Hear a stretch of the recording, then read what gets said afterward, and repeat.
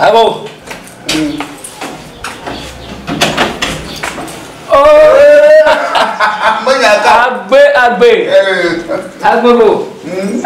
Mo do so na foni garu mo ero. Oh, ele kuma kwa siafi. Atira hala siafi. Oh, na kwa shimera.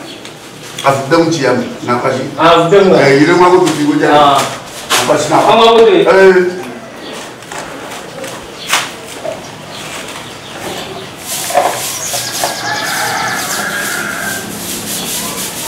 Ile ma go do ra o. Yo fon bi adora o.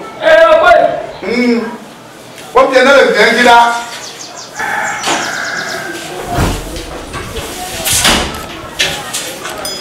Oh.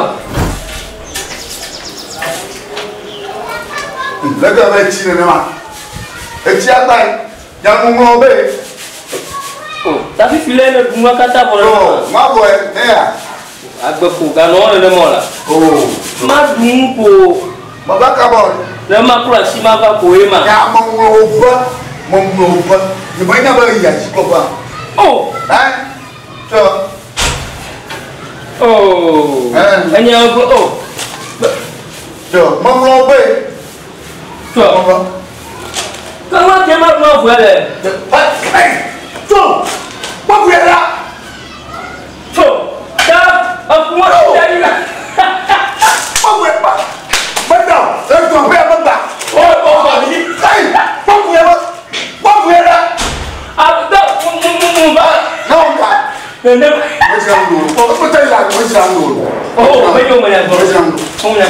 Tell la o. Aku mai la. Aku So, mo fuele. Aku mai. Oh, ba. Aku ba. Aku mana? Oh, go. Mula. Apa semua dekat juga. Apa mau buat? Oh, pagi mana? Oh. Apa buka? Awak, menunggu kau. Itu kan nabat yang bukan. Apa coklat ni coklat?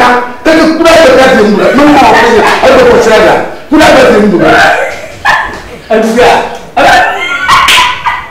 Kau mana bos? Aku mau ha. Aku mau ya. Aku mau kau mana lu? Ayam tahu lu. Masa kau tiap. Kalau saya betul.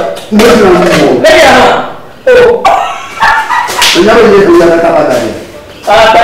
Kenapa dia punya kata-kata? Dia semua dalam mata.